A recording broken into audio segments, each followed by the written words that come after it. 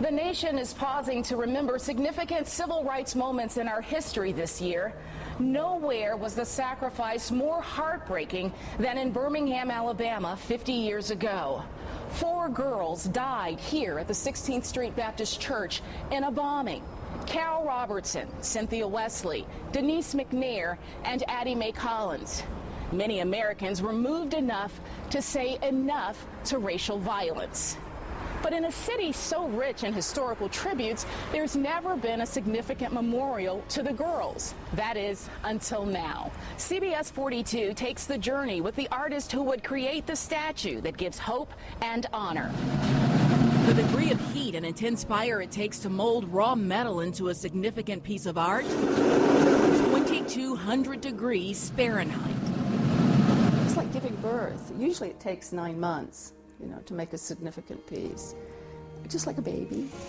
This piece of art has taken 50 years. World-renowned artist Elizabeth MacQueen could sleepwalk through this laborious process. But this particular project is keeping her up at nights. How do you capture the story of 4 girls killed in a church bombing? I don't know what's beyond sad, but it's beyond sad. My daymares, my nightmares, and of course, the weeping, the crying. Racial hatred engulfed the streets of Birmingham in the summer of 1963, as fierce as the flames of a foundry furnace, silencing 4 innocent lives. And as if coming full circle, the woman who will craft this lasting memory was there from the beginning. I was here. We were the same age. I wanted to show that they're little girls in the prime of their life, at the beginning of their lives. Who wants to think of them afterwards? I mean, sorry. It's been 50 years. It's been so long. So much has happened. The sculpture, which celebrates life, not death, brings a message of hope and honor. It was a way of life in the 60s to separate white people from black people. If you were black, you had to get off the sidewalk and let them go by, and then you could come back to the sidewalk. And some of the things that happened to me, kicked, spit on. It was against the law for a black person and a white person to sit down and have a meeting together. But soon, segregation intensified to a treacherous degree in Birmingham. There was over 50 houses that were bombed in and around this area. Judge Helen Shores Lee grew up in Birmingham. She and her sister Barbara felt the heat firsthand as their family home was bombed.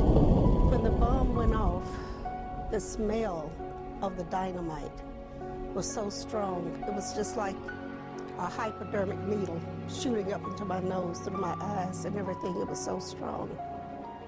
Their father, Arthur Shores, became the first black member of the Birmingham City Council and fought to integrate Birmingham public schools. And I can remember my father telling me not to hate the people, but to forgive them, because to hate would destroy me. 11 days after the Shores home was bombed for the second time, there was an attack at the 16th Street Baptist Church. The news rang out across the country and the world. 4 young girls were killed in a bombing in Birmingham, Alabama. Carole McKinstry was in the church when the bomb went off. When they were killed, it was very personal. The blood price that they paid for all of us was their lives, which is the ultimate sacrifice. There's nothing left to give once we give ourselves. News of bombings and unsolved shootings were nothing new in Birmingham during that time. When we were growing up, it was customary for gunshots to fly through the windows all the time. And we just hit the floor and crawled to safety. The way it was portrayed was the way it was, and what was going on was terrible.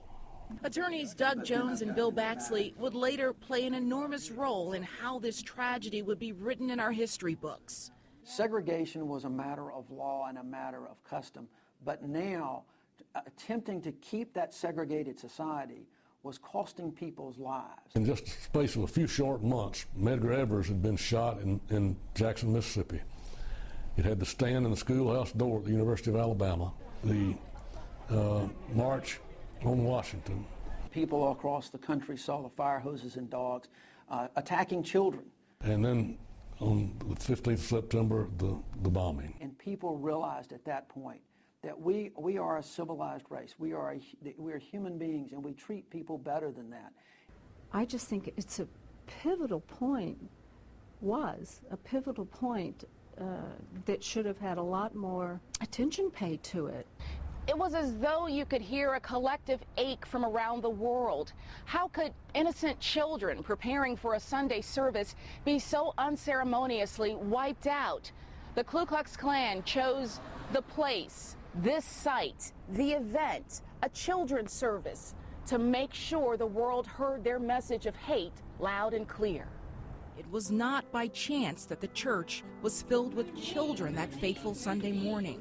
That Sunday was Youth Day. Carole McKinstry was there with her friend Cynthia Wesley, not knowing it would be the last day she would see her alive. Cynthia and I were in a club together. The Birmingham World had allowed our little club to put an ad in the paper. They said, Cavalet's Club to meet September 15th, 1963. And it was our role to do everything, to usher, to sing, to read. The youth were the church that day. The lesson for that day was a love that forgives. The bomb was hidden under the steps. Learning a lesson of forgiveness, not knowing they would learn a heartbreaking lesson of hate. The young children at 16th Street Baptist Church would soon be hurled into the center of the civil rights controversy. The four girls who were killed, Cynthia Wesley, Carole Robertson, Denise McNair, and Addie Mae Collins. Addie was tall for her age, but she was 14. That family had 4 children at church that Sunday. Addie was probably the quiet one of the group, of all of them. I knew Carole in our Sunday school area, and she would wear sometimes this uniform with all of these Girl Scout badges, and I wondered, someone said, she's got every badge that they can earn. But she wore a sash that had more badges than you could count. And someone I respected. She was very quiet and always seemed just so focused and on a mission. Denise is remembered by friends and family as a young girl who liked to dress up. She wore dainty clothes, dresses with fluffy matching pinafores.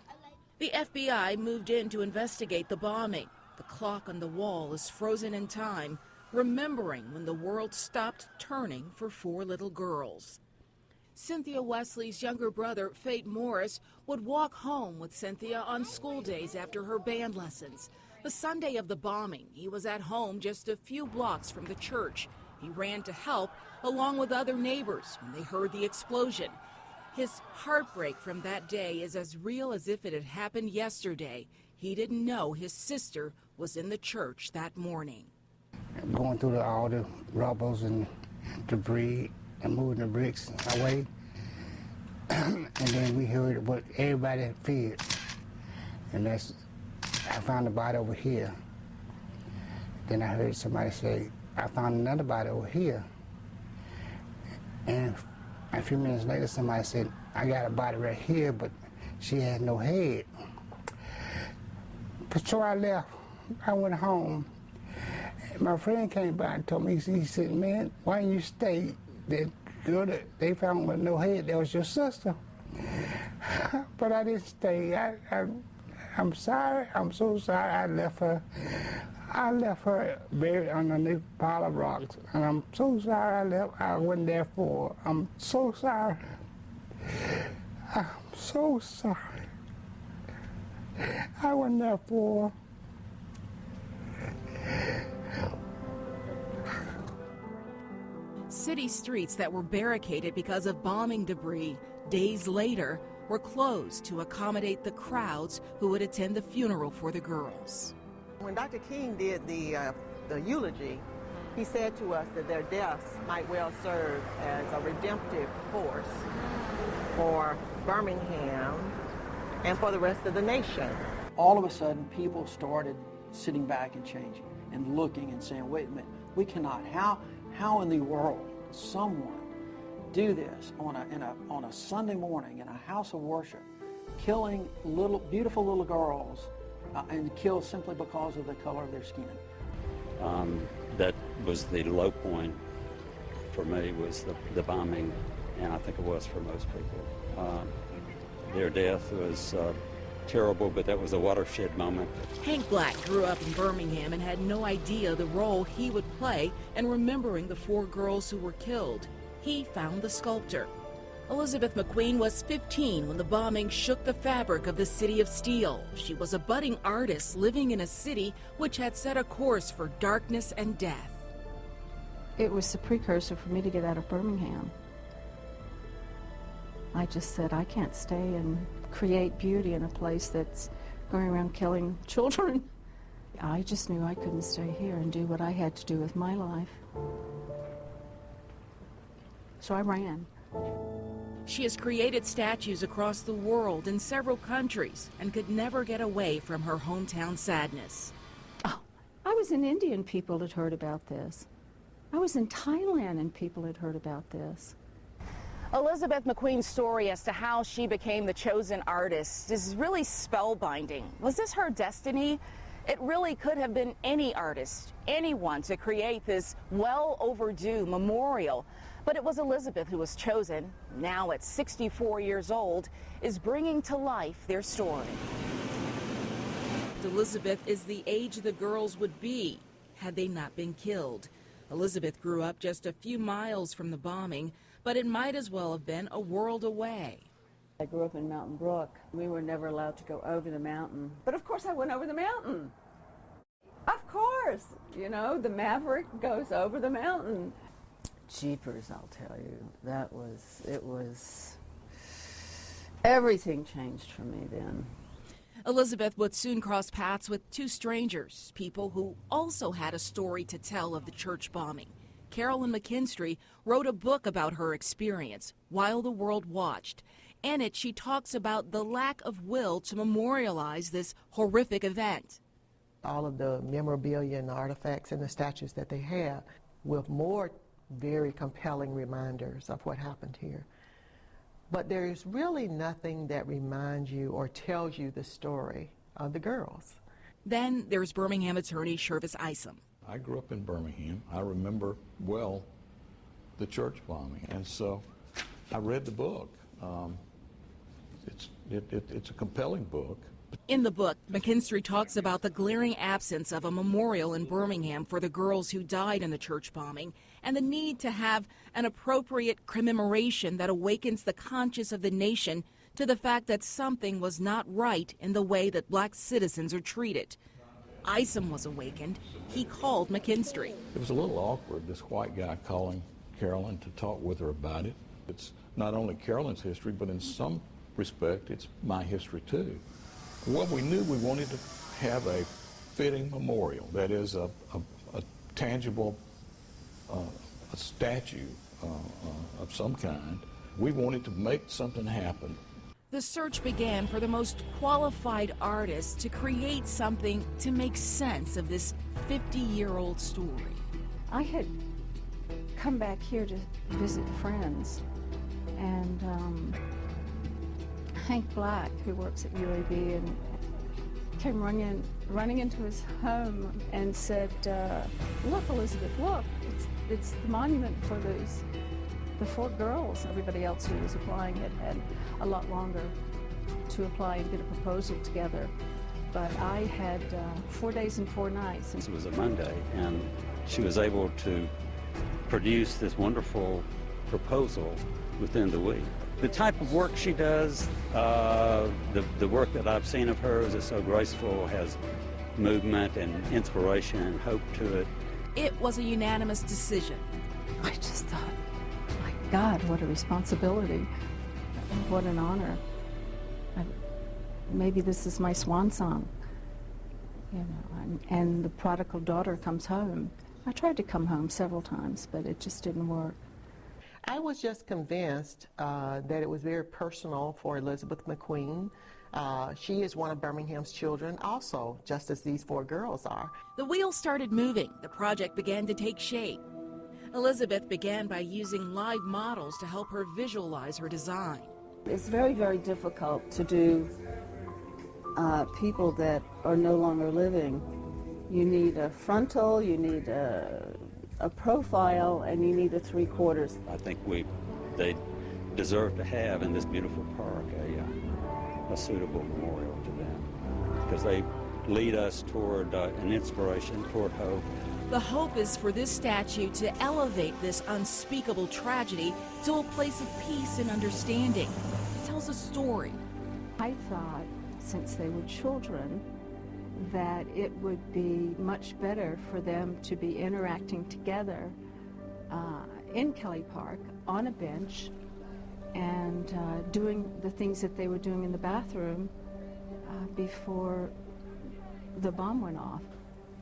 This is going to be Denise. It's going to have to be a little taller.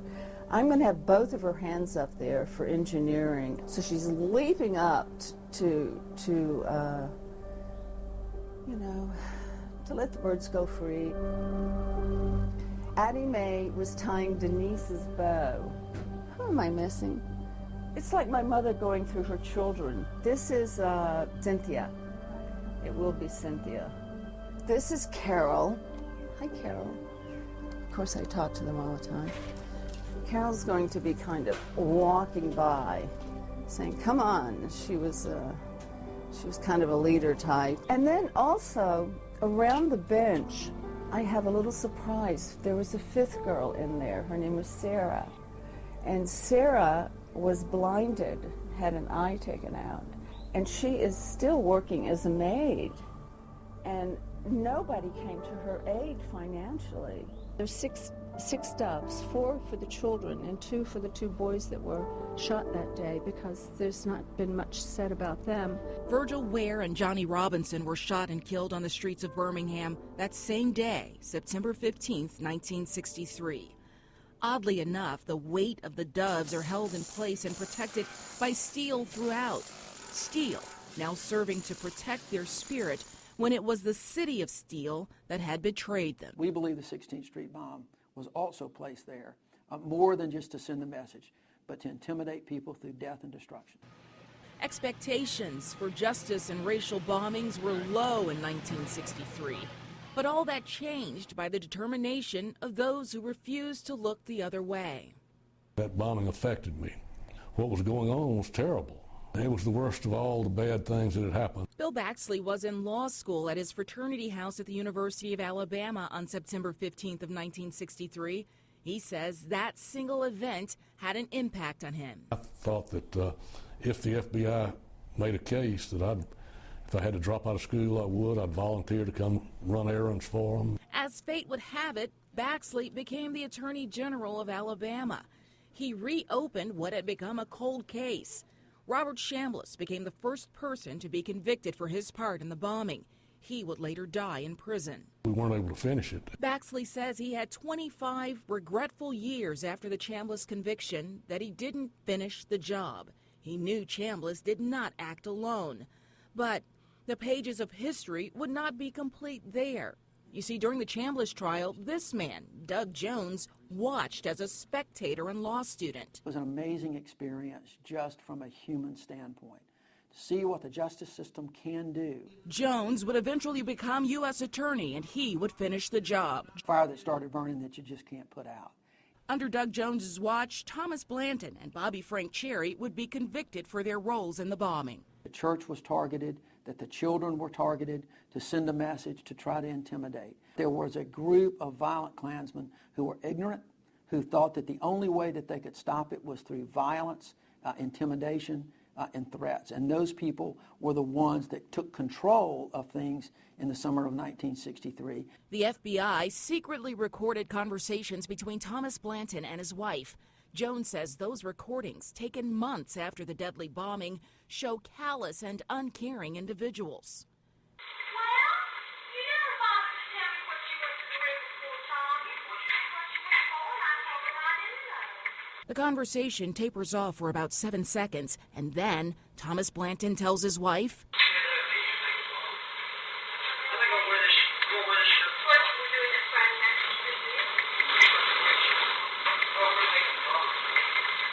She seemed more concerned about him standing her up for a date. He was concerned about what shirt he was wearing. And you noticed that the whole conversation, not once in those conversations did anybody say, my God, children died, nobody was supposed to get hurt. And there was nothing like that. Once upon a time, we were a dark and difficult place. The pages of Birmingham's history during the Civil Rights era, some might argue, read like a fairy tale with dragons and princesses. The anger spewed from the grand dragons of the Ku Klux Klan across the South. The KKK argued the Negro was working to destroy the white man's rights. In this fiery cross-publication, the KKK talks about outlining a plan to counteract that movement. But the setting for this fiery attack focuses on a very real place known as Birmingham. Bombs were set off in more than 50 homes, unsolved cases which littered the streets with hate. So that's how this hill became known as Dynamite Hill, and we became known as Birmingham. This was the epicenter of the violence, a place called Dynamite Hill. These historic markers remain today to tell the story of what happened here along Center Street, a racial dividing line in the city where whites lived on one side and blacks on the other.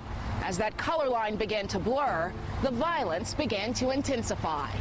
Bombs were exploding where African Americans dared to congregate and speak out against inequality. 4 girls, the princesses in this fairy tale turned nightmare, become the victims of unhinged hatred. We couldn't do anything about it. We were powerless to do anything about it. The fear became paralyzing once it became clear the problem could not be fixed. People can't change the color of their skin. What do we do, after all, about that? That was the part I couldn't get past. How do you fix hate? We fix it one person at a time. We are going to walk non-violently and peacefully to let the nation and the world know that we are tired now. This is a horrible story. It's just a horrible part of the history. In order to finalize a life-size statue of this magnitude, Elizabeth MacQueen traveled to Berkeley, California to Artworks Foundry, working 7 days a week for 3.5 months with a team of experts. I love you, Gallo. I love you, Gabe. Gallo Paz learned about the bombing when he was in grade school in Ecuador. Elizabeth called him to help. She called me after a while and says, you know, I have this project about the bombing in Birmingham. She said, would you like to come and help me? So I was more than happy to collaborate with this part of history, because it's history of humankind, of everybody. Gallo's convinced this lasting sculpture will do more to promote healing than to remember the pain. For me, it's important that we don't stay in the pain side. It's important to move on.